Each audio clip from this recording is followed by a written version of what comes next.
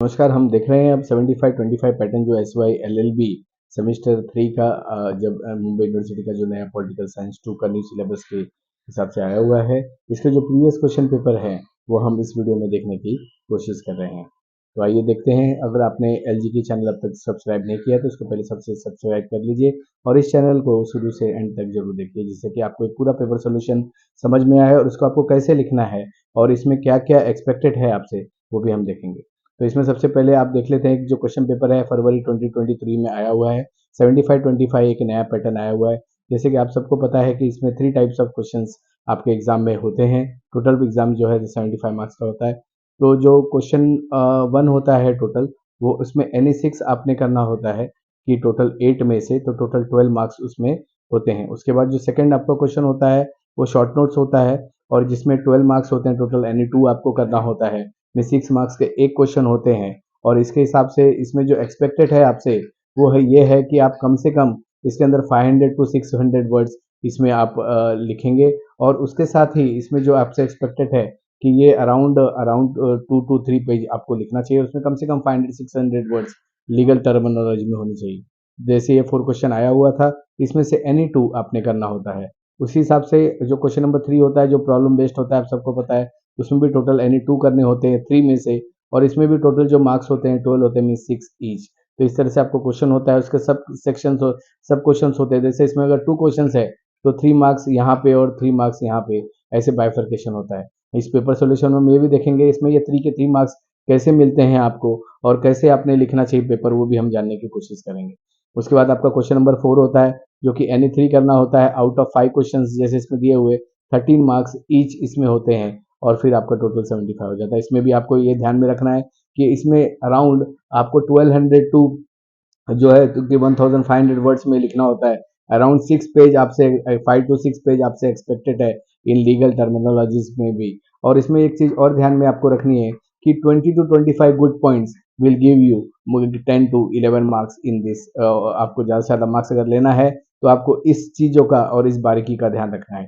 तो आइए देखते हैं हम पेपर सोल्यूशन जो आंसर की है इसका। जो एग्ज़ाम था फरवरी 2023 में जो एग्ज़ाम आया था आपका SY BA LLB semester 3 political science 2 का। तो इसमें जो फर्स्ट क्वेश्चन जो 2 मार्क्स के लिए था, जो 2 मार्क्स के लिए आप लिखते हैं तो आपको इतना ध्यान में रखना है कि आपको एनी 2 गुड पॉइंट्स और 3 पॉइंट्स और नहीं आ रहे तो आपको एग्जांपल्स भी आप लिख सकते हैं। जैसे ये क्वेश्चन आया था, what is coalition politics, give any 2 factor responsible for the rise of the coalition politics in India. तो answer was coalition politics is a situation where multiple political parties join hands. जैसे गठबंधन की सरकार इसको बोलते हैं, जहाँ की बहुत सारी पॉलिटिकल पार्टियां होती हैं कि वो एक साथ मिलके जो है चुनाव लड़ती हैं तो और एक साथ ही जो सरकार बनाती है या फिर अपोजिशन में रहती है, तो उसको कोलिशन पॉलिटिक्स बोलते हैं। तो कोलिशन जो पॉलिटिक्स है is a situation where multiple political parties join hands to form a government or sit in opposition as no single party gets a clear majority. The rise of regional parties due to India, सब America जैसा 2 party system नहीं है। यहाँ पे जो multiple parties है, regional parties है और जो हर स्टेट की अलग अलग पार्टी है, तो उसके लिए कोलिशन पॉलिटिक्स बहुत इंपॉर्टेंट हो जाता है। तो आपको क्वेश्चन जैसे पूछा है व्हाट इज कोलिशन पॉलिटिक्स, उसका आप मीनिंग दीजिए। उसके बाद factor responsible for the rise of coalition party, आपको इतना आपको पूछा क्या है और आपको इसका आंसर लिखना ही है आपने। तो इसमें इस तरह से आपको इसे आंसर करना है। उस तरह से आप इसका एग्जांपल दे सकते हैं। जैसे इसमें एग्जांपल दे दिया आपने एनडीए कोलिशन, यूपीए कोलिशन, ऐसे एनी 2 एग्जांपल आप दे सकते हो। तो एनी 2 to 3 गुड पॉइंट्स आपने लिखना है। दूसरा क्वेश्चन देखते हैं, name any 2 different between allied theory power and Marxian theory power. ये जो अलाइड थियरी पावर आपको पता है, जैसे नाम ही है कि इन्फ्लुएंशियल ग्रुप होल्डर होते हैं जो जिनका इन्फ्लुएंस होता है रिगार्डलेस ऑफ क्लास, हो गया तो उनकी फैमिली का इन्फ्लुएंस होता है। जैसे यूएसए में जो है बुश फैमिली है या फिर क्लिंटन फैमिली है, तो इस तरह के जो इन्फ्लुएंशियल ग्रुप ऑफ पार्टीज उनको एलाइड थियरी में आते हैं। Marxian theory focused on the power derived from the economic conflict between the rich that is bourgeois. ये मार्क्सियन थियरी जो होते हैं वो रिच को बॉर्गियसी क्लास बोलते थे और पुअर को प्रोलेटेरिएट क्लास बोलते थे। तो मार्क्सियन थियरी वो एम्फसाइज करता है कि social hierarchy, whereas the Marxian advocates for the revolution of the dismantle inequality। वो बोलता है कि ये inequality नहीं रहनी चाहिए। इसके हिसाब से जो इसके पावर्स जो होते हैं, मार्क्सियन थियरी की जो पावर थियरी है उसको हम एग्जाम्पल के तौर पे भी हम देखने की कोशिश करेंगे। जैसे एलाइड थियरी, इसमें वेल्थी बिजनेसमैन जैसे एलन मस्क, अंबानी, ये सब इन्फ्लुएंस करते हैं ग्लोबल डिसीजंस को। और उसी तरह से इलाइट थियरी ये बोलता है कि जो पावर सेंटर्ड है थियरी ऑफ पावर, क्योंकि ये पावर किसके हैंड में रहता है वो उसके बारे में बताता है। देखिए डायनेस्टिक पॉलिटिक्स होते हैं, जैसे इंडिया में जो गांधीयन फैमिली का इन्फ्लुएंस है या फिर सिंधिया फैमिली का इन्फ्लुएंस है, जैसे जहाँ जहाँ जैसे साउथ में भी अगर आप देखेंगे तो कुछ ऐसे इन्फ्लुएंशियल फैमिलीज है जिनका होल्ड होता है पॉलिटिक्स में, जैसे उस बारे में ये इलाइट थियरी बोलता है। उसी तरह से मार्क्सिज्म बोलते हैं work led movement like Russian revolution, कि जहाँ पे रिच एंड पुअर वो मानते नहीं कि सबको इक्वल डिवाइड होना चाहिए, तो वहाँ के जो इस तरह की फिलॉसफी है वो वहाँ पे पावर को रूल करती है। मार्क्सियन थ्योरी जैसे labour strike against the industrial owner such as all India trade union is the example of that, कि यहाँ पे यूनियन का क्या पावर है और वो कैसे पावर थियरी में बताता है। एलाइट वर्सेस मार्क्सियम देखें तो capitalist lobby in USA versus worker led reform in Cuba, this is the example. तो एनी टू गुड पॉइंट्स आपने लिखने हैं, इसमें जब एग्जाम आता है तो हम पेपर सोल्यूशन देख रहे हैं और पेपर किस तरह से लिखते हैं और क्या क्या पॉइंट एक्सपेक्टेड है। जो प्रीवियस पेपर रहते हैं उससे भी क्वेश्चन आने की संभावना होती है, इसीलिए आप इसको अच्छे से एक बार कर लीजिए। जैसे what is giving punishment regarded state responsibility, ये स्टेट रिस्पॉन्सिबिलिटी क्यों माना जाता है कि गिविंग अ पनिशमेंट, रीजन उसके बिहाइंड ये है कि law is nothing but the command of the nation, और कमांड कैसे आएगा, कमांड आएगा maintaining law and order, deterring crime और प्रोटेक्टिंग सिटीजन। तो ये जो सिटीजन को प्रोटेक्ट करने का जो रिस्पॉन्सिबिलिटी है, तो उसको क्या होगा कि जिस हर सोसाइटी में सिविल लोग भी होते हैं, क्रिमिनल्स भी होते हैं, और मेंटेन लॉ एंड ऑर्डर, और जो क्रिमिनल को और उसको डरा के रखने की जवाबदारी स्टेट की होती है। तो को इसमें क्वेश्चन है कि why is giving punishment regarded state responsibility, क्योंकि लॉ एंड ऑर्डर और to deter the crime and protect the citizen is the responsibility of the government. जैसे निर्भया के केस में जो पनिशमेंट दिया गया कि कैपिटल पनिशमेंट लाया गया और दिया गया, तो ये डिटर करने के, डिटर मतलब डराने के लिए कि प्रीवियस ऐसा क्राइम वापस फिर से ऐसा क्राइम ना हो। जैसे अगर आप ट्रैफिक रूल वायलेट करते हैं तो आपको फाइन होता है, तो आपको जो है कि नेक्स्ट टाइम आप वो क्राइम करने से बचते हैं। करप्शन के केसेस में जैसे प्रिवेंशन करप्शन एक्ट है, कम्युनिटी सर्विस जो नए अभी बीएनएसएस आ गया है आपका, भारतीय न्याय संहिता बीएनएस, उसके अंदर भी आप कम्युनिटी सर्विस, ये भी एक पनिशमेंट दिया गया है। जैसे आप कहीं लिटर करते हो तो को ऑफेंस करते हो तो आपको कम्युनिटी सर्विस कहीं झाड़ू लगाने को बताया जा सकता है। उसी तरह जुवेनाइल ऑफेंडर है, तो this are the any two good point, सब कुछ लिखने की जरूरत नहीं है। जब 2 मार्क्स का आता है तो 2 to 3 गुड पॉइंट्स आपने लिखना है, ये आपको याद रखना है। उसकी तरह से ये डिवाइन राइट थियरी है, politics obligation advocate absolute political obligation, name any one drawback of this theory for the political obligation. तो डिवाइन राइट थियरी जो है रूलर का, कि drive there authority from God, जो डिवाइन राइट थियरी है कि इसकी अथॉरिटी कहाँ से लेती है, गॉड से। ये स्पिरिचुअलिज्म बोलती है कि making their power absolute and unquestionable. और drawback is that it allows rulers to misuse the power, denying the citizen the right to resist और क्वेश्चन देयर अथॉरिटी। मीन्स राजा को भगवान माना जाए, ऐसा ये डिवाइन राइट थियरी बोलता है कि अथॉरिटी ऑफ द गॉड, क्योंकि राजा को जो अथॉरिटी मिली है भगवान से मिली है। जैसे Louis 14 of France rule the absolute power claiming the divine right. उसी तरह से मुगल एम्परर अकबर, ये भी जो है कि अथॉरिटी डिवाइन सैंक्शन है करके राजा के उस तरह से बोलते थे। स्टुअर्ट मोनार्क इन इंग्लैंड, ये भी जो बोलते थे कि दिस थियरी को बोलते थे।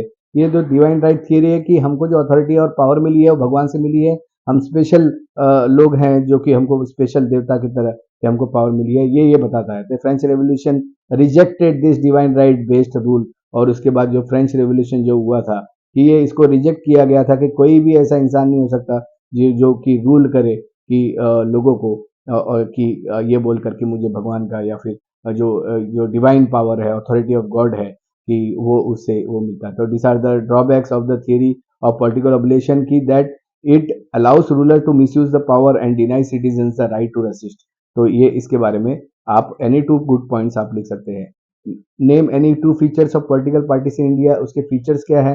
फीचर्स मतलब कि जो चीजें हैं कि वो कैसी चलती है, फंक्शन कैसे करती है। तो political parties function in multi party system in India और represent diverse regional and national interest. तो एनी टू फीचर्स आपको जो भी आपको समझ में आता है, न्यूज से आपने इतना देखा होगा या पॉलिटिकल पार्टीज का, तो एनी टू फीचर्स आप लिख सकते हो।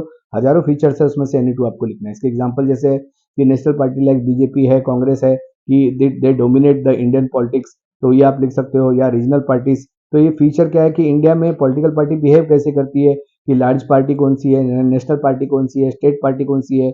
रीजनल पार्टीज लाइक डीएमके के बारे में आप लिख सकते हो, और कि साउथ में है।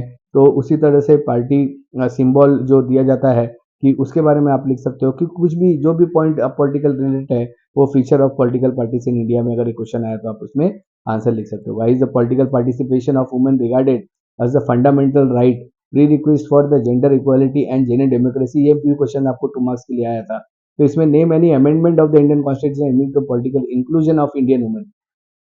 तो इतना बड़ा क्वेश्चन ये लोगों ने 2 मार्क्स के लिए पूछा है, तो पहले में ये 1 मार्क के लिए और दूसरा 2 मार्क के लिए।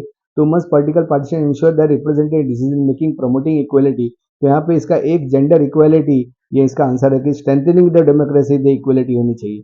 तो 73rd एंड 74th अमेंडमेंट जो हुआ था, तो इसमें रिजर्व किया था जो 1/3 seats of women in panchayat raj institution and urban organization governance. तो इसमें जो 1/3 सीट रिजर्वेशन हुई, जैसे नगर चुनाव सेवक का चुनाव होते हैं, उसके अंदर 1/3 सीट जो है वुमन के लिए रिजर्व होती है। ये जो प्रावधान लाए गए थे, this amendment was brought in the 73-74th amendment. तो इससे एग्जांपल में आप लिख सकते हो, जैसे woman sarpanch under the 73 amendment have brought local changes, Mamata Banerjee, Mayawati shows woman political success. इस तरह से जितने भी वुमन है आप उनका नाम लिख सकते हो। Woman actively participate in political organization like Mahila Congress. इस 74th amendment woman reservation bill ने इनको एम्पावर किया है, ये भी आप इसमें लिख सकते हो। तो पॉलिटिकल साइंस का पेपर है, तो ज़्यादातर पॉलिटिकल वर्ड और सारी चीज़ें आएगी, वो भी आपको याद रखना है। What is the harm principle given by J S Mill, तो जेएस मिल ने एक जो प्रिंसिपल दिया था, जेएस मिल वो, और name the provision Indian constitution reflecting the view of J S Mill. J S Mill जो है एक अपने आप में एक जूरिस्ट थे, उन्होंने एक harm principle of the state दिया था कि individual freedom can only be restricted to prevent the harms to other. Like जो अपना आर्टिकल 19 है जो फ्रीडम ऑफ स्पीच बोलता है of the Indian constitution which allow us reasonable restriction on freedom of speech and expression of public order and morality. तो ये एक example है जो कि इसके अंदर वो देता है। तो हार्म प्रिंसिपल जो है इसमें ये बताते हैं कि फ्रीडम रेस्ट्रिक्शंस के साथ होनी चाहिए, एब्सोल्यूट फ्रीडम नहीं होनी चाहिए। ये हार्म प्रिंसिपल जीएस मिल का था। जैसे restriction on hate speech on article 19 to 92 freedom of speech to wide communal tension is the example of the harm principle given by J S Mill, जो कि हमने इनकॉर्पोरेट इसको किया है अपने इंडियन कॉन्स्टिट्यूशन में कि आपको फ्रीडम ऑफ स्पीच एब्सोल्यूट नहीं है, उसमें रेस्ट्रिक्शंस है। और जो फ्रीडम दिया हुआ है आर्टिकल 19(1) में और रेस्ट्रिक्शन 19(2) में, ये प्रोहिबिट करता है चाइल्ड लेबर को। जैसे चाइल्ड लेबर एक्ट है टू प्रोटेक्ट चिल्ड्रन, सेक्शन 144 जो सीआरपीसी का पहले था कि impose restriction doing the right to ensure the safety.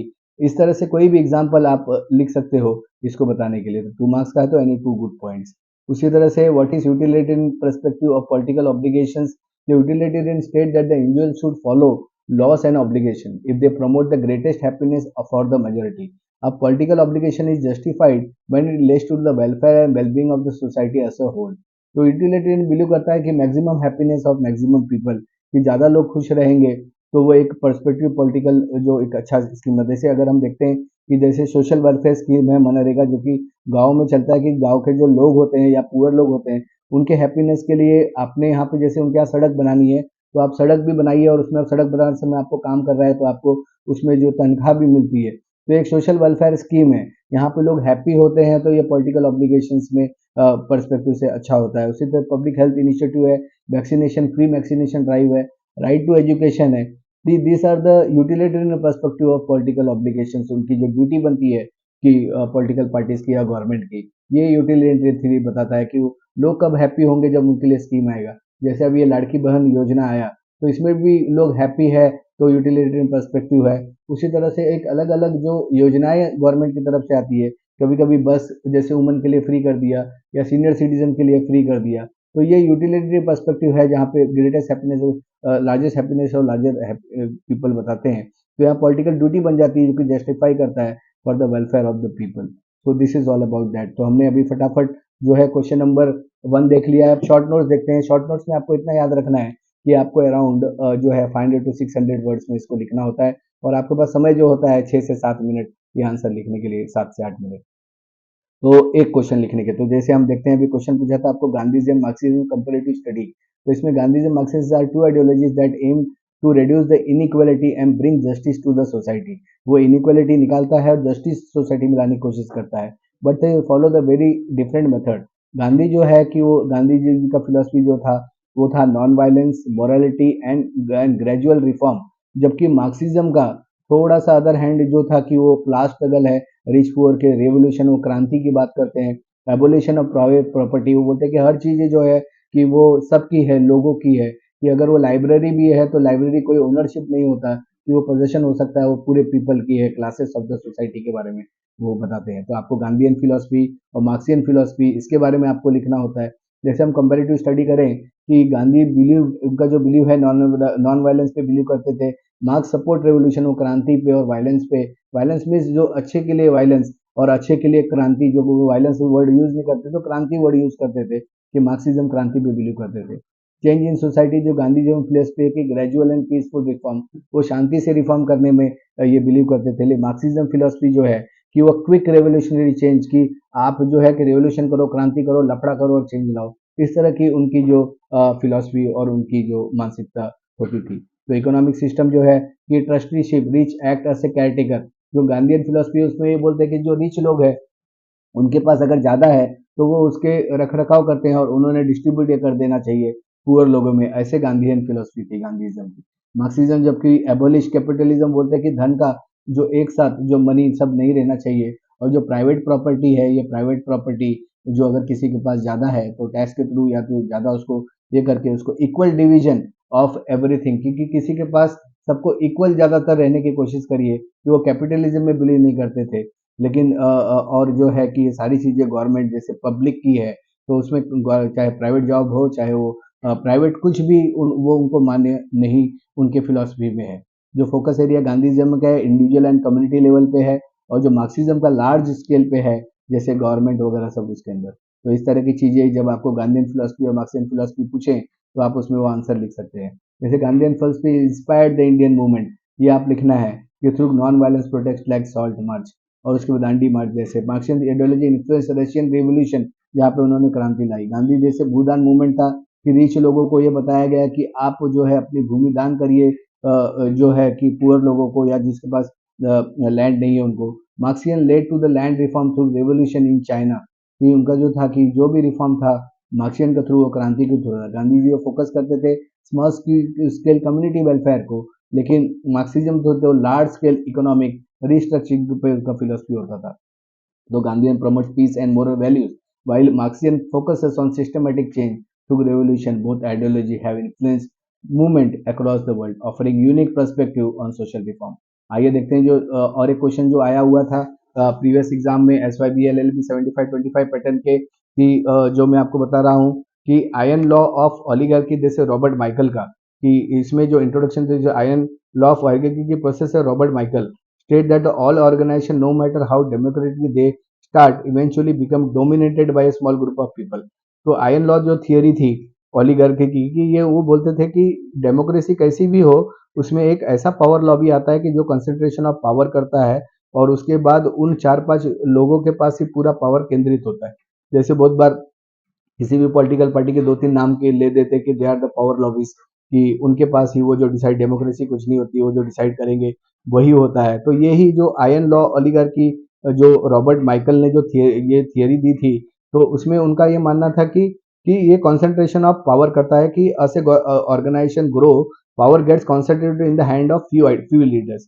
ये इनएविटेबल है, इसको कोई नहीं रोक सकता। वो कोई भी कहीं भी अगर ये चीज होगी, तो ये इस तरह की चीजें होगी कि एक बड़ा ग्रुप होगा तो उसमें एक ऐसा ग्रुप होगा, कोर ग्रुप, कि जो ये पावर को जो है डोमिनेट करेगा। जैसे he argues the process is unavoidable in any large organization, इसमें ये बोलते हैं ब्यूरोक्रेटिक कंट्रोल जो होता है, leaders justify their dominance by claiming expertise and need for efficient management. तो ये अपनी जो है कि डोमिनेंस इसलिए बोलते हैं कि हम एक्सपर्ट हैं, हमको ज्यादा एक्सपीरियंस है, और इस तरह की जो जैसे democratic erosion, true democracy weakens as the decision are made by the small allied group. तो इसमें क्या हो जाता है कि डेमोक्रेसी वीक हो जाती है, और ये इसका ड्रॉबैक है, ऐसा रॉबर्ट माइकल का मानना था आयन लॉ थियरी जब वो बता रहे थे उस समय। तो आयन लॉ थियरी जगह अब आपको आता है तो propose by Robert Michael state that all organization, no matter how democratic they start, eventually become dominated by a small group of leaders. इसका हमने की पॉइंट्स भी देखे, इसके एग्जाम्पल देखते हैं। शॉर्ट नोट्स में क्या है कि पॉलिटिकल पार्टीज लाइक बड़े बड़ी जो पॉलिटिकल पार्टी, सभी पॉलिटिकल पार्टीज की जो पॉलिटिकल साइंस का पेपर है, इसलिए कुछ पॉलिटिकल पार्टीज के नाम लेना जरूरी हो जाते हैं। India are often dominated by a few key leaders, जैसे लार्ज, ये सारी चीजों में होता है, ये एक ही दो पार्टी नहीं, जितने भी पार्टी है सब में ये चीज है। जैसे लार्ज कॉर्पोरेशन जैसे एप्पल है, टेस्ला है, टाटास है, या फिर रिलायंस है, जिसे control by the CEO and the board, वो डोमिनेट पूरी तरह से करती है। तो इसमें जो मार्क्सियन फिलोसफी अगर यहाँ पे लगाई जाए तो उसका ही ये विरोध करते हैं कि इस तरह की चीजें नहीं होनी चाहिए। जैसे लेबर यूनियन है, despite being the for the workers, often they have a senior leaders making the decision. अगर यूनियन भी है, किसी लेबर यूनियन भी है, तो वहाँ पे भी एक ग्रुप ऑफ सीनियर लीडर्स होते हैं जो सारी डिसीजंस लेते हैं। तो उसी तरह डायनेस्टिक पॉलिटिक्स इंडिया में है, जैसे वेरियस है, चाहे वो गांधी फैमिली हो, चाहे वो अलग-अलग फैमिलीज़ हो, साउथ की, सिंधियाज़ की, या फिर वो जो भी जितने भी पॉलिटिकल जो बैकग्राउंड है जिस फैमिली का जो पॉलिटिक्स में, तो ये भी इन्फ्लुएंशियल कहीं न कहीं होती है, क्योंकि उनका गुडविल होता है, उतना अच्छा उन्होंने काम, समाज सेवा इतना दिन तक उन्होंने दिया होता है। तो ये डायनेस्टिक पॉलिटिक्स भी वहाँ पे क्या होता है, वो पावर कंट्रोल का काम करती है। लेकिन अलग वे में अगर उसको देखेंगे, तो उन्होंने उतना समाज के लिए समर्पण और उतना ताकत दिया होता है। तो iron law of oligarchy shows how the power becomes centralized over time, even if the democratic system highlights the challenges and maintain equality in large organization. Reformative approach of punishment है, ये भी एक शॉर्ट नोट्स में आया था कि जैसे various series of punishment है, तो reformative theory of punishment means जैसे गांधी बाबा की इसमें इसका जो प्रोविजन है कि आप पाप से नफरत करो, पापी से नहीं, कि मतलब जो पापी बनता है इसलिए वो क्रिमिनल बनता है इसलिए क्योंकि सोसाइटी में ऐसे सर्कमस्टेंसेस तो क्रिमिनल बनता है। तो क्रिमिनल से हेट मत करिए, क्राइम से करिए, क्रिमिनल को आप सुधारिए, कि ये reformative approach of the punishment है। तो रिफॉर्मेटिव अप्रोच जो punishment focuses on the rehabilitation of the offenders rather than punishing them harshly. It aims to change their behavior so they can become a responsible members of the society. इसमें जो focus होता है rehabilitation का होता है, education programme criminals के लिए, उसके बाद रेस्टोरेशन ऑफ जस्टिस और नॉन वायलेंट मेथड, इसके लिए ये यूज करने के लिए रिफॉर्मेटिव थ्योरी बोलता है। इसका एग्जांपल देखें, जैसे जुवेनाइल जस्टिस एक्ट है, जैसे पुणे पोर्चे का केस है, उसके अंदर जो बच्चे को बोला गया ये बच्चा है, इसमें आप उसको ऐसे क्राइम ट्रीट नहीं कर सकते, वो कैसा भी है तो उसको आपको बच्चा ही ट्रीट करना है। उसी तरह से अगर बच्चे ने कोई क्राइम किया, तो focus is to reform young offender through counselling and education, तो उसको एजुकेट करें, उसको काउंसलिंग करें, उसको सुधारें। उसी तरह से कम्युनिटी सर्विस ऑर्डर्स है, जैसे अभी नए बीएनएस में आ गया कि आपने माइनर ऑफेंस कुछ अगर किया, तो आपको जो है 2 घंटे के लिए आपको बिठाया जाता है, या फिर आपसे कम्युनिटी वर्क कराया जाता है, या फिर झाड़ू लगवाया जाता है। तो इस तरह की चीजें आपको सुधारने के लिए की जाती है। उसी तरह से प्री एंड एजुकेशन प्रोग्राम, जो भी प्रिजन में लोग हैं उनके लिए स्किल कारपेंटरी, या फिर वो कैसे काम करके अर्न कर सकते हो सिखाया जाता है। और अगर क्रिमिनल्स ऐसे है कि जो ड्रग हैबिटेशन है, तो उनको ड्रग हैबिटेशन में जाकर उनको सुधार की जाती है। तो main thing is here that reformative theory reforms के बारे में बात करता है, कि reformative approaches focus on the correctness offender rather than punishing them, making society safer and reducing repeat offenders, the root cause of the crime. Thomas Hobbes का view अगर on political obligation अगर हम देखते हैं, नेक्स्ट क्वेश्चन जो D में आया था, कि Thomas Hobbes is in famous book, उन्होंने एक फेमस बुक लिखी थी लेविथन।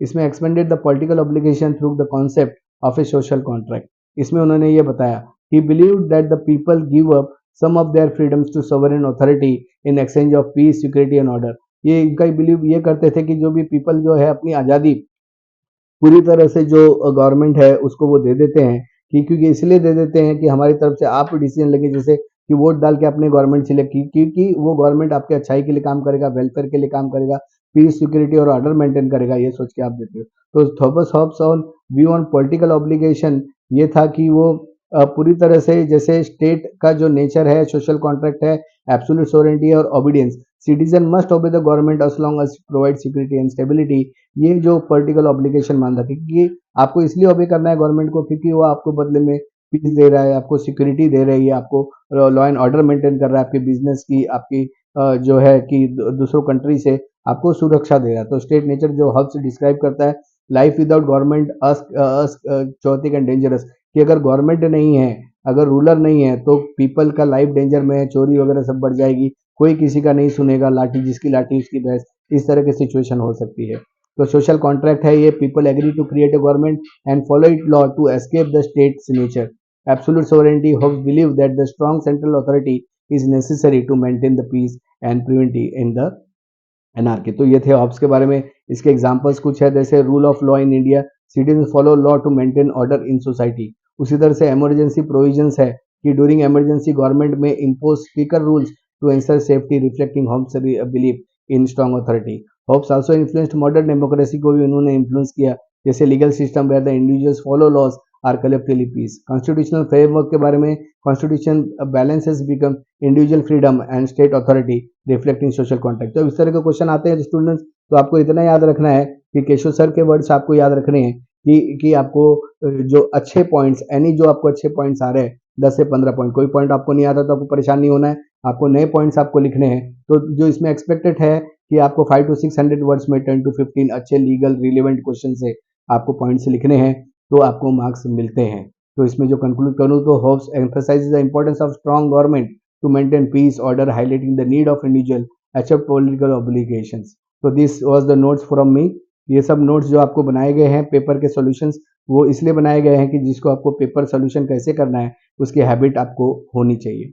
अभी एक क्वेश्चन जो प्रॉब्लम बेस्ड क्वेश्चन है, पहला क्वेश्चन हम देख लेते हैं कि इसके अंदर जो ये बताया गया था कि जनवरी 2023 को सेकेंड डे को नेशनल वाइड ट्रक ने स्ट्राइक कर दी और truck driver association called of their nation wide protest against the new penal provision जो भारतीय न्याय संहिता में आई थी वो।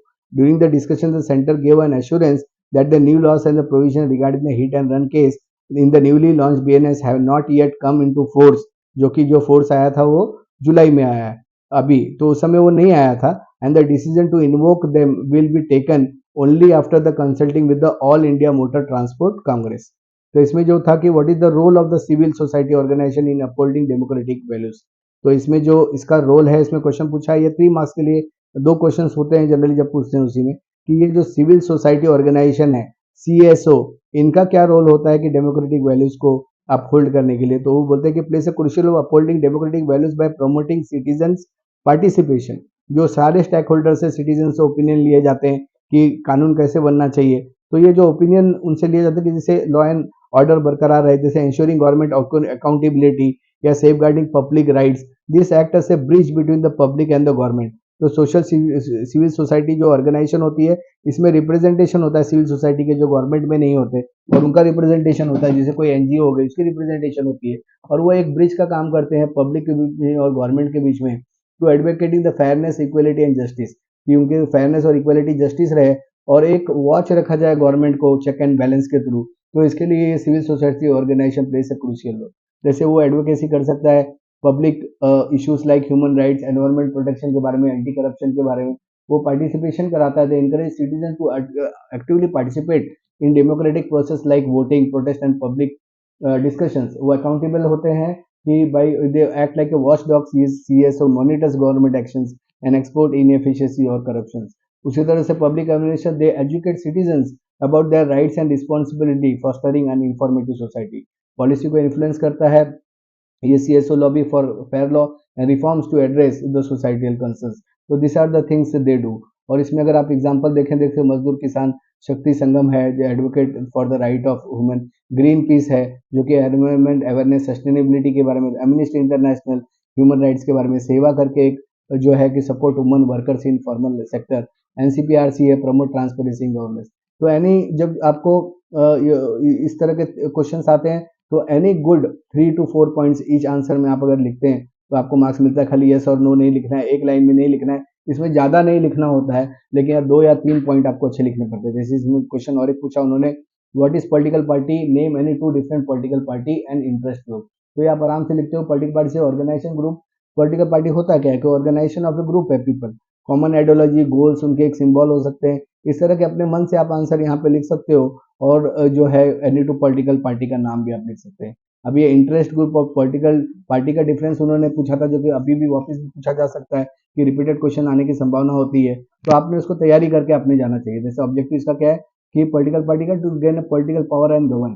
तो यहाँ पे interest group to influence the specific policies without contesting election. तो ये इंटरेस्ट ग्रुप जो होता है कि वो दबाव तंत्र होता है पॉलिटिकल पार्टी पे कि आप इस तरह के पॉलिसीज लाइए, धोरण लाइए, और कि विदाउट कंटेस्टिंग इलेक्शंस, और उसके बाद तो ही हम आपको वोट देंगे, नहीं तो आपको नहीं देंगे। जैसे किसी ने बोल दिया कि नो रोड नो वोट, इस तरह का जो नारा अगर कभी कोई दे देता है तो ये इन्फ्लुएंस करता है पॉलिटिकल पार्टी को। तो इसका जो स्कोप होता है पॉलिटिकल पार्टी का, जो फोकस होता है कि इकोनॉमी पे, डिफेंस पे, गवर्नेंस पे, गवर्नमेंट में आने के। इंटरेस्ट ग्रुप का फोकस जो होता है कि वो लेबर राइट्स के बारे में, एनवायरमेंट प्रोटेक्शन के बारे में, इंफ्रास्ट्रक्चर लेने के बारे में, और इंफ्रास्ट्रक्चर इंप्रूव करने के बारे में, रोड, सड़क, पानी के बारे में, इसके बारे में इनका इंटरेस्ट ग्रुप का ज़्यादातर रोल होता है, स्कोप होता है। रोल इन डेमोक्रेसी जो पॉलिटिकल पार्टी का है कि डायरेक्टली पार्टिसिपेट करते हो इलेक्शन में गवर्नमेंट बनाने के लिए। और यहाँ पे जो इंटरेस्ट ग्रुप होता है कि वो प्रेशर ग्रुप का काम करती है, कि इन्फ्लुएंस करती है कि जो है पॉलिटिकल पार्टी की डिसीजन को। जैसे एग्जांपल, अगर पॉलिटिकल पार्टी है, बीजेपी है, कांग्रेस है, आप है, इस तरह से जितने भी आप, शिवसेना है, इस तरह से अलग अलग नाम आप ले सकते हैं। तो Greenpeace, all India motor transport, this are the generally the this ये भी इसके एग्जाम्पल हमने देखे हैं। तो ये देखा हमने इंटरेस्ट ग्रुप के एग्जांपल्स और पॉलिटिकल पार्टीज के एग्जांपल। अब हम नेक्स्ट क्वेश्चन जो आया था जो 6 मार्क्स के लिए प्रॉब्लम बेस्ड में, best known for I have a dream today, ये स्पीच बहुत अच्छी है, आप लोग जरूर सुनना सिविल राइट्स के ऊपर, जिसके लिए नोबेल प्राइज दिया गया था 1964 में। और ये जो दिया गया था ये मार्टिन लूथर जूनियर, उनकी ये स्पीच आप जरूर सुनना। He was the youngest person to have done so. अब इसके ऊपर उन्होंने क्वेश्चन 2 पूछा था कि identify the thinker on the basis of the given fact, what is the view of the right to resistance. तो ये किंग मार्टिन लूथर का जूनियर का ये जनरली सिविल राइट मूवमेंट के ऊपर यूनाइटेड स्टेट में उन्होंने भाषण दी थी। तो उनका ये जो व्यू था right to resistance, means Martin Luther ये बिलीव करते थे कि peaceful resistance to injustice following the principles of non violence inspired by Mahatma Gandhi, क्योंकि महात्मा गांधी काफी इन्फ्लुएंस थे। He advocated the civil disobedience और a moral duty to resist law and perpetual racial inequality injustice. वहाँ पे रंग भेद था, अपार्थाइड था, हर देश में कुछ ना कुछ जो है बाइफर, कहीं रिच एंड पुअर होता है, कहीं क्लास होता है अपर क्लास लोअर क्लास, कहीं पे अपार्थाइड होता है गोरा काला, और कहीं पे कास्ट सिस्टम होता है, कहीं पे क्लास सिस्टम होता है। इस तरह के डिवीजन हर कंट्रीज में किसी न किसी फॉर्म में होती है। तो इनका जो था कि he advocate civil disobedience as a moral duty resist a law to perpetual racial inequality and injustice, जो रंग भेद था उसके खिलाफ उन्होंने इक्वालिटी के लिए, जो कि ये इक्वालिटी आनी चाहिए, रंग भेद नहीं होना चाहिए, उसके लिए उन्होंने काम किया था। उसके लिए उन्होंने बोला था महात्मा गांधी को जो सिविल डिसोबीडियंट मूवमेंट था और मोरल ड्यूटी थी उसको वो फॉलो करते थे, और उसके लिए उन्होंने वो भाषण दिया था और जो कि बहुत फेमस है, जिसके लिए उनको नोबेल प्राइज भी मिली थी। What is the mission of black lives matter movement, BLM, ये है जो ये मिशन था ब्लैक लाइव्स मैटर मूवमेंट, ये अपार्थाइड के ऊपर, to eradicate the system of racism and advocate the fair treatment to black people in all aspects of the society. It focuses on addressing police brutality, racial inequality, social injustice faced by the black community. वहाँ पे जो police की authority भी बहुत होती थी black के प्रति, उनको इंसान समझा ही नहीं जाता था बहुत बार, कि उनको स्लेव समझा जाता था, उनको ट्रीटमेंट भी जानवर जैसी देती थी। तो ये जो ब्लैक लिव्स मैटर मूवमेंट जो था, कि इसका जो था कि मेन जो गोल था कि promote equality justice for black lives, advocate for policy changes to address the systemic racism, raise awareness about the racial violence, police misconduct, उसी तरह से empower marginalized black community through education and activism.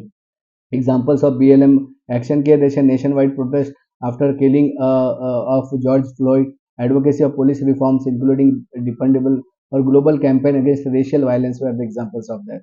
और एक question देखते हैं इसमें, socialism भी is considered, जो क्वेश्चन जो प्रॉब्लम के लिए आया था 6 मार्क्स के लिए, कि socialism considered as the atheistic capitalism through many modern capitalist economies today including the USA have some aspects of socialism. The primary goals to socialism is to eliminate of socio-economic classes through equal distribution of income. Name the 3 argument in favor of socialism. Socialism समाजशास्त्र, इसमें जो है कि reduction of inequality, socialism बोलता है कि reduction of inequality, इन्होंने बोला कि 3 argument to favour this. Socialism ensures the fair distribution of wealth including the gap between the rich and the poor. उसी तरह से फोकस ऑन वेलफेयर करता है socialism, prioritise basic needs like health, water, education, housing society, housing citizens, और उससे economic stability, government control over the key industries, prevent monopolies, ensure the resource are used by the public benefit. तो ये जो है कि socialism के कुछ important जो चीज़ें हैं, अब इसके एग्जांपल्स अगर हम देखते हैं कि जैसे यूनिवर्सल हेल्थ केयर है, सिस्टम लाइक कंट्री से यूएसए की फ्री पब्लिक एजुकेशन है, जो हमारे यहाँ भी राइट टू एजुकेशन है. उसी तरह से सब्सिडाइज हाउसिंग प्रोग्राम है, सपोर्ट लो इनकम ग्रुप है, और ये जो योजनाएं चलती हैं वुमेन के लिए या सिटीजन्स के लिए या फिर जो सीनियर सिटीजन्स के लिए, ये जो योजनाएं चलती हैं सोशलिज्म के थ्रू, कि ये जो वेलफेयर इसका मेन ऑब्जेक्ट होता है. Name any 3 socially provision in the constitution of India. तो अगर आप directive principle of state policy DPSP आप देखते हो तो उसके जो पार्ट 4 में इंडियन कॉन्स्टिट्यूशन के दिया हुआ है, उसमें क्लियरली है कि बहुत सारे provision to promote economic inequality and social justice. जैसे आर्टिकल 39D और C focuses on the equality distribution of resources. वो बोलता है कि जो भी वेल्थ है वो इक्वली डिस्ट्रीब्यूट सबको होना चाहिए, इसलिए जिसके पास ज़्यादा इनकम है उसको ज़्यादा टैक्स होना चाहिए, और जिसके पास इनकम नहीं है उसको टैक्स नहीं होना चाहिए, और उसको कभी कभी सब्सिडीज भी मिलनी चाहिए, जैसे सब्सिडाइज रेट पे, जैसे राशन हो गया, पानी हो गई, ये सब सब्सिडाइज रेट पे उसको मिलनी चाहिए. आर्टिकल 41 इंश्योर करता है right to work, education, public assistance in case of unemployment. तो this are the examples of socialism. जैसे मनरेगा का प्रोजेक्ट है, अगर आप देखेंगे गाँव में, तो ये मनरेगा के प्रोजेक्ट में क्या होता है कि वहीं के लोगों को उनको काम मिलता है, और उनको जैसे सड़क बनाने का काम है या फिर कुआँ खोदने का काम है, तो वहीं के लोगों को काम भी मिल जाता है और वहीं के लोगों को उसके काम के पैसे भी मिल जाते हैं। तो this are the example of social, जैसे पब्लिक डिस्ट्रीब्यूशन सिस्टम है, PDS, distribution of food grains, ration वगैरह to poor to receive at a reasonable rate, right to education हो गया, free education, compulsory education, this are the example of socialism. तो this is how what it was. तो short note हमने पूरा देख लिया है। अब इसके बाद हम देखते हैं फुल लेंथ क्वेश्चन, जो कि आपको अराउंड 1000 टू 1500 वर्ड्स में आपको लिखने पड़ते हैं। और ये जो है कि अच्छे, आपको इतने याद रखने के अच्छे 20 से 25 पॉइंट आपको ये लिखने हैं, अराउंड 5 टू 6 पेज। कोई भी क्वेश्चन आप ऑप्शन मत रखिए, अगर आपको अच्छे से पास होना है, ज़्यादा से ज़्यादा मार्क्स 60 65 तक अगर आपको स्कोर करना है, तो ये सबसे पहला रूल इसका है कि आप सारे क्वेश्चंस आप अटेंड करिए। ऑप्शंस अगर आपको टाइम मिलता है लास्ट में करिए, लेकिन सारे क्वेश्चंस आप अटेंड करिए।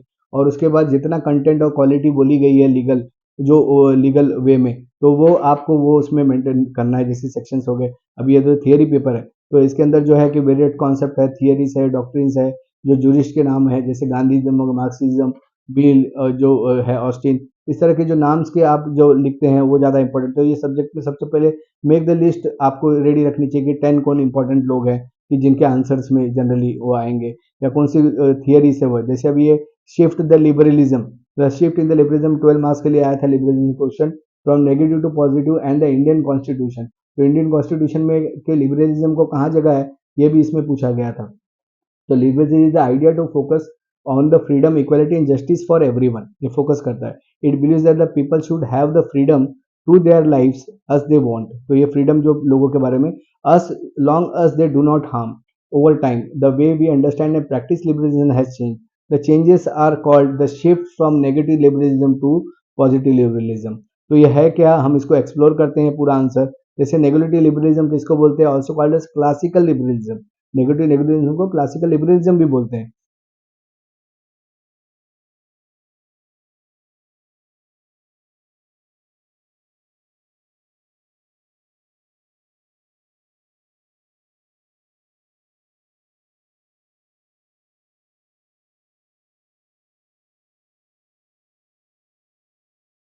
देख लेते हैं हम जो नेगेटिव लिबरलिज्म के, फोकस ऑन इंडिविजुअल फ्रीडम।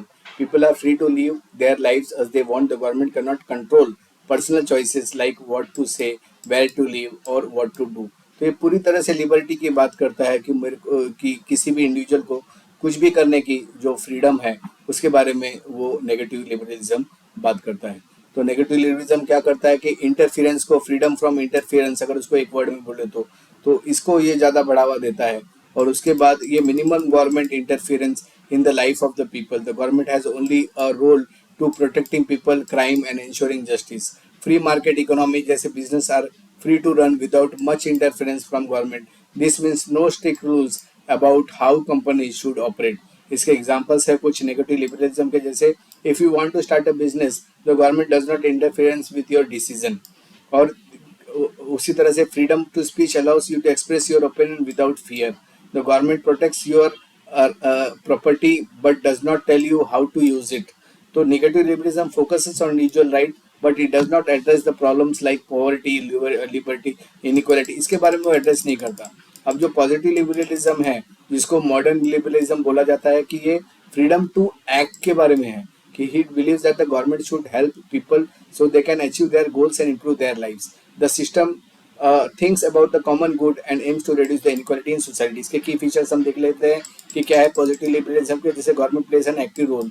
उसके बाद focus on equality and welfare, protect social justice, the government creates programmes and laws to ensure that everyone has access to education, health care, jobs. Equality लाने के लिए, welfare लाने के लिए positive liberalism work to reduce poverty and equality by helping people who are poor and disadvantaged. Protect social justice करता है, the government ensures that everyone regardless of their background gets equal opportunity. इसके examples कुछ positive liberalism का हम देख लेते हैं, उसके बाद उसका डिवीजन बिटवीन नेगेटिव लिबरलिज्म देखेंगे कि आपको जब एग्जाम में आएंगे तो अभी एनी गुड 20 to 25 पॉइंट्स लिखना है, स्टूडेंट को याद रखना है। प्रोवाइडिंग जैसे फ्री एजुकेशन हो गया to all children, everyone has a chance to succeed. Health care programme जैसे को to ensure everyone can access treatment when sick, law to protect workers' rights and ensure fair wages. These are the some of the examples of positive liberalism. अब इस दोनों का हम difference देखते हैं। जो नेगेटिव लिबरलिज्म वो फोकस करता है इंडिविजुअल फ्रीडम को विदाउट इंटरफेरेंस। वही पॉजिटिव लिबरलिज्म बोलता है तो helping people to achieve the potentials. वहीं पे role of the government in negative liberalism है टू मिनिमाइज गवर्नमेंट इंटरफेरेंस। उसी तरह से रोल ऑफ गवर्नमेंट इन जो पॉजिटिव लिबरलिज्म वो बोलता है कि active government involvement is necessary. इसका जो गोल है, इसका गोल जो नेगेटिव लिबरलिज्म के to protect the rights of like property and speech. इसका जो मेन गोल है to ensure the equality and social welfare.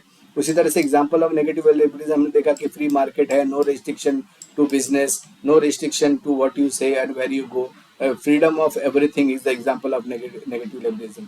तो ये पॉजिटिव लिबरलिज्म में क्या करता है कि वो public health, welfare, education, labour और जो पॉजिटिव रिस्ट्रिक्शंस लाने की कोशिश करता है जिससे कि वेलफेयर हो, पीस हो, लॉ एंड ऑर्डर हो और किसी को नुकसान ना हो। अब ये इंडियन कॉन्स्टिट्यूशन में रिफ्लेक्ट कहाँ करता है लिबरलिज्म, पूरी तरह से आज़ादी, liberty. The Indian constitution is excellent example जहाँ पे बहुत आपको मिलेंगे नेगेटिव पॉजिटिव लिबरलिज्म भी। बिकॉज क्या होता है, इस balances from the personal freedom with the government responsibility to promote equality and justice. अभी देखते हैं इसको कि नेगेटिव लिबरलिज्म इंडियन कॉन्स्टिट्यूशन जो आपके फंडामेंटल राइट में कि जो है कि फोकस करता है कि protect individual right and limiting government control. अब इसमें क्या होता है कि जनरली फंडामेंटल राइट जो आपके आर्टिकल जो पार्ट 3 में है, आर्टिकल फ्रीडम जैसे फ्रीडम ऑफ स्पीच है आर्टिकल 19 में, राइट टू इक्वलिटी है आर्टिकल 14 में, right to life and personal liberty article 21 में।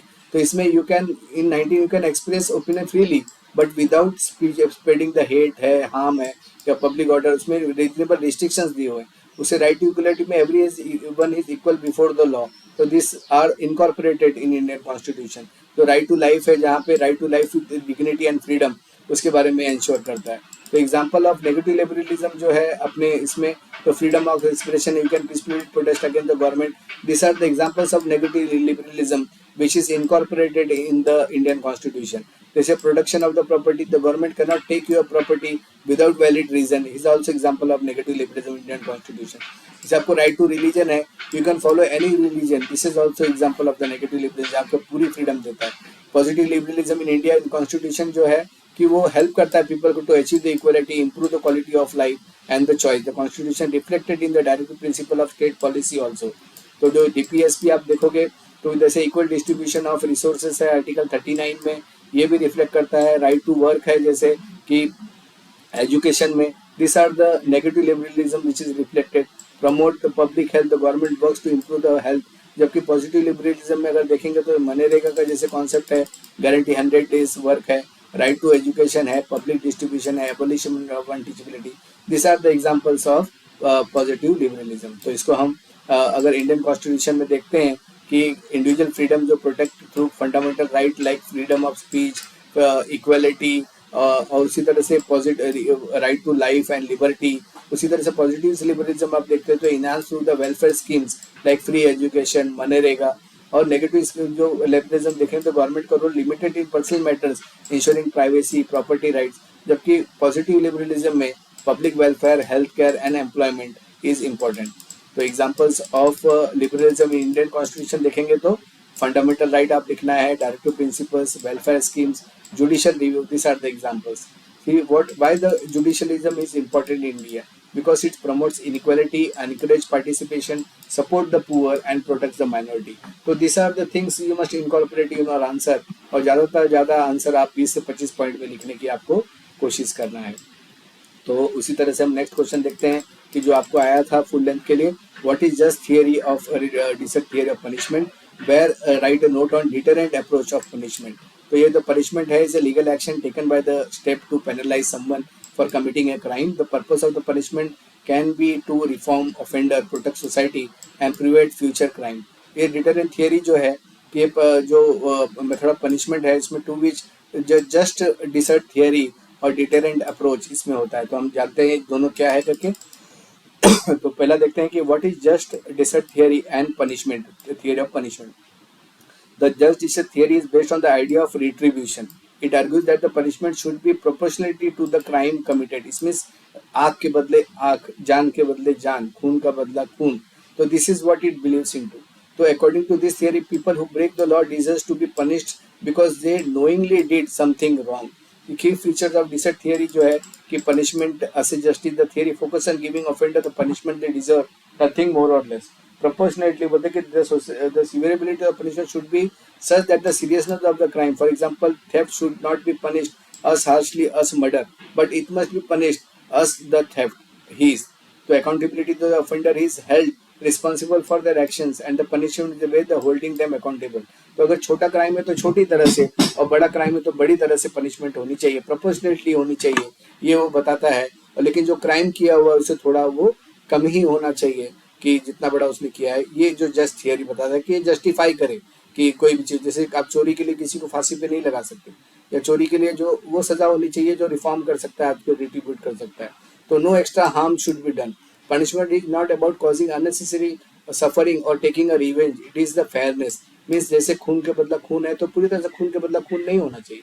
खून के बदले जो है उसको उम्र कैद आप दे सकते हो, और ब्लड के बदले ब्लड नहीं होना चाहिए। ब्लड के बदले कुछ तो ऐसा उसको पनिशमेंट हो दोबारा वो क्राइम उस तरह से न करे, और ये जो जस्टिस है वो दिखाई दे। तो जस्ट डिसर्ट थियरी इसके बारे में बताता है। एग्जाम्पल इसके हम देखते हैं, a person who commits a serious crime और murder is given a life in sentence but not उसको जो कैपिटल पनिशमेंट या उसको फांसी की सजा नहीं होती। This is example of just theory in action. उसी तरह person convicted of theft is fined और इम्प्रिजन्ड इन शॉर्ट, लेकिन proportionality to value the stolen, but उसका हाथ नहीं काटा जाता। उसी तरह से community service is assigned to minor offender for fair बेडरेस small. A person who vandalize public property is made to pay the damages toward the repair. इसका जो क्रिटिसिज्म ये इसलिए होता है कि इससे क्रिमिनल लोग डरते नहीं है। It does not focus on reforming the offering the preventive crime. Criticise इसलिए भी इसका होता है कि this theory does not consider the social and economic factor that may be led to the crime. अब ये deterrent theory of various theory of punishment है, जैसे रिफॉर्मेटिव हो गया, डिटरेंट हो गया, जस्ट थियरी, कंपनसेटिव थियरी, ये आप लोग देख के जाना क्योंकि ये थियरी ऑफ पनिशमेंट पे क्वेश्चंस आते ही हैं इस एग्जाम्स में। तो डिटरेंट अप्रोच जैसे है to prevent crime for creating fear of punishment. It focuses on making the punishment harsh enough to disclose the offender and others from committing a similar crimes in the future. तो की features जो deterrent approach के हैं, preventing future crime, setting an example, Swift and certain punishment, focus on general and specific deterrence. तो ये मिसाल के तौर पे इसको पेश किया जाता है, डिटरेंट की इस ऐसा पनिशमेंट, ऐसा हार्श पनिशमेंट कि दूसरा उसको करने को भी डरे।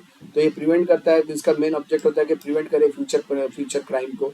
उसी तरह से ये एग्जांपल, एक मिसाल पेश करने की कोशिश करता है, certain example that the breaking the law is the serious consequences.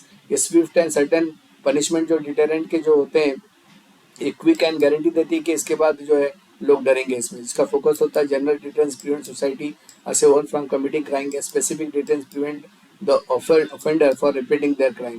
Examples इसके कुछ हम देख लेते हैं, जैसे harsh penalty for drinking driving like heavy fine, suspension license, discourage others from driving under influence. Social anti corruption laws जो है, public officers for taking price, उनकी नौकरी चली जाए, उनका सारा अटैचमेंट में चली जाए। Death penalty for serious crime like terrorism, rape or such other murder or such other crimes. Habit fines for the tax evasion, discourage people from evading taxes. इसके भी जो criticism है कि based on the punishment not work, people who act impulsively or out of depression. Some argues that the harsh punishment like the death penalty can be inhumane. It cannot address the root cause. These are the examples. अब हम इसको comparative way में देखते हैं, दोनों punishment क्या है, कैसे कि जैसे जस्ट हियर ये है कि फोकस करता है on retribution and justice. It aims to prevent the crime through fear and punishment. Proportionality देखेंगे तो ensure the punishment matches the civility of the crime या less than that. In deterrent theory में involve harsh punishment and deter crimes. इसका जो focus होता है holding the offender accountable for their action, और focus of deterrent theory होता है कि इन्फ्लुएंस द सोसाइटी को इन्फ्लुएंस करो कि इस तरह के क्राइम ना करे। एग्जाम्पल होता है लाइफ इन इम्प्रिजनमेंट। इसमें जो ज़्यादातर पनिशमेंट जो ऑफेंडर को ही होती है कि लाइफ इम्प्रिजनमेंट हो गया मर्डर के लिए, फाइन हो गया थेफ्ट के लिए, तो death penalty for terrorism deterrent theory का एग्जांपल, और हैवी फाइन फॉर करप्शन। तो इस तरह से आप जो अच्छे 20 से 25 पॉइंट लिख सकते हैं, फुल लेंथ आया तो। और इसमें जस्ट अगर और पॉइंट आपको डालने हैं तो जस्ट थियरी में जैसे पनिशमेंट फॉर मर्डर 302, ये दोनों में लिख सकते हैं आप, डिटरेंट में भी, यहाँ भी फाइन्स ऐसे theft section 378, vandalism punishment. This are the example of just desert theory. उसी तरह डिटरेंट अप्रोच जो इंडिया में है कि एंटी करप्शन लॉ है, ड्रंक एंड ड्राइविंग है, डेथ पेनल्टी है रेप के लिए, this is anti terrorism law है। This are the examples of deterrent theory.